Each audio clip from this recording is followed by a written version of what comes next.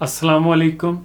حضرت مولانا پیر ذوالفقار احمد نقشبندی مدظلہم فرماتے ہیں کہ پاکستان سے باہر ایک ملک میں ایک شخص نے مجھ سے سوال کیا، حضرت پاکستان میں کتنے پاگل خانے ہیں؟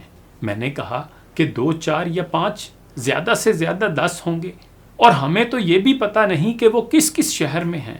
وہ شخص کہنے لگا، کیا آپ کو پتہ ہے کہ امریکہ کے صرف ایک شہر نیو یارک کے اندر 700 ایسے ہاسپٹل ہیں یا میڈیکل ٹریٹمنٹ کے ایسے سینٹرز ہیں جہاں پاگلوں کا علاج کیا جاتا ہے؟ پیر صاحب کہتے ہیں کہ یہ سن کر میں حیران ہوا کہ صرف ایک شہر میں 700 پاگل خانے ہیں اور ہمارے پورے ملک میں مشکل سے 5-10۔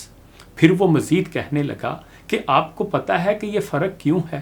میں نے کہا نہیں۔ تو وہ کہنے لگا کہ بات دراصل یہ ہے کہ ہم چونکہ مسلمان ہیں اور ہمارے ہاں اللہ کا تصور ہے، لہذا ہم پر جب بھی کوئی مصیبت آتی ہے تو ہم اس کو اللہ کی طرف منسوب کر دیتے ہیں، اللہ کو جو منظور تھا، جو اللہ کی مرضی، اور یہاں پر چونکہ ایسا تصور نہیں ہے، اس لیے یہ مسائل پیدا ہوتے ہیں۔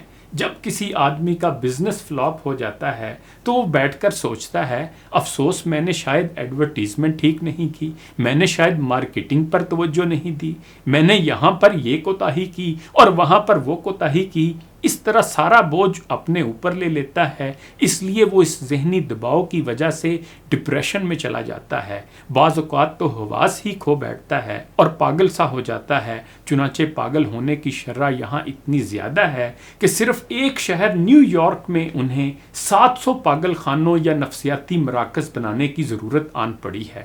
آپ ذرا غور کیجئے گا کہ یہ ایمان اور خدا کی ذات پر یقین کتنی بڑی نعمت ہے۔ یہاں کسی کا نقصان ہو گیا یا کسی کا کوئی محبوب رشتہ دار مر گیا تو کہا جاتا ہے کہ جو اللہ کی مرضی تھی۔ یہ اللہ کی مرضی کہنے پر کتنا بڑا بوجھ اتر جاتا ہے، گویا ایمان کی نعمت نے انسان کو پاگل ہونے سے بچا لیا ہے۔ مسلمان ہونے پر اللہ کا شکر ادا کریں اور اس کی بڑائی بیان کریں۔ انہی گزارشات کے ساتھ عابد اقبال کھاری کو اجازت دیجیے۔